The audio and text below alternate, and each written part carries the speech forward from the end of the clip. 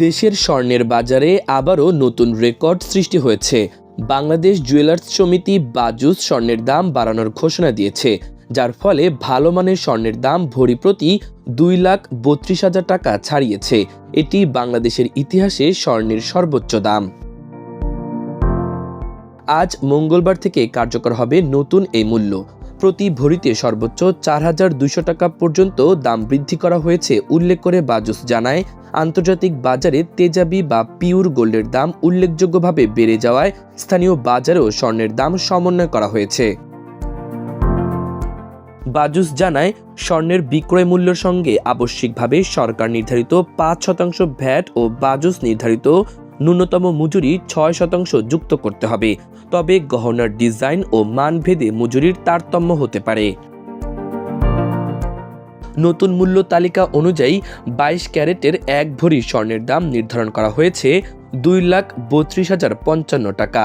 এছাড়া 21 ক্যারেটের স্বর্ণের দাম ভরি প্রতি 2,21,499 টাকা। 18 ক্যারেটের স্বর্ণের দাম 1,89,890 টাকা এবং সনাতন পদ্ধতির স্বর্ণের দাম 1,56,881 টাকা। এর আগে চলতি বছরের 27 ডিসেম্বর দেশে স্বর্ণের সর্বোচ্চ দাম উঠেছিল ভরি প্রতি 2,27,856 টাকা।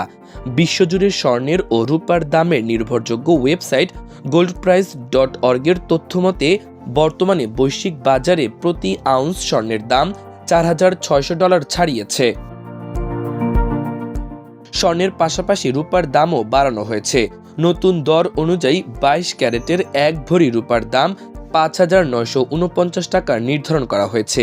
21 ক্যারেটের রূপা ভরি প্রতি 5,715 টাকা, 18 ক্যারেটের রূপা 4,899 টাকা এবং সনাতন পদ্ধতির রূপার দাম 3,674 টাকা।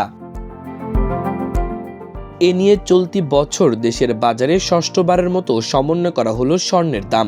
আর গত 2025 সালে দেশের বাজারে মোট 93 বার স্বর্ণের দাম সমন্বয় করা হয়েছিল, যেখানে 64 বার দাম বাড়ানো হয়েছিল আর কমানো হয়েছিল 29 বার। মাল্টিমিডিয়া ডেস্ক, আমার দেশ।